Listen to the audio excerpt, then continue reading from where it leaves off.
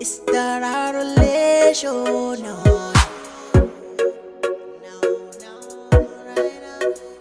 Every time she come around like a cheat code, she always get the show and always get this interview.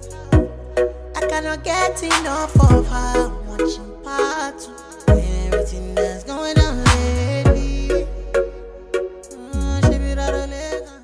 Hey guys, what's up? It's your girl Raro Lae, and right now I am here at If Beale Street Could Talk with Deray. Deray has played a pivotal and monumental position as an activist for African Americans as well as minorities. Since the Black Lives Matter movement has started, how do you feel as if the climate has changed in the country, and do you feel as if it's finally positively helping minorities and just bringing unison between everyone in America?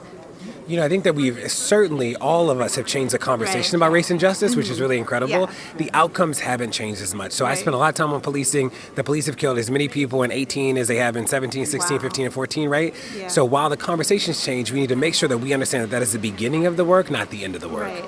And also speaking, there's been a lot of different things this week alone that is kind of hard to keep up in the news because it just seems like everything keeps happening. With the bombs that were sent out to a lot of different Trump critics as well as different politicians and everybody, how do you feel as if that can be prevented? And do you feel as if the response from the White House was adequate?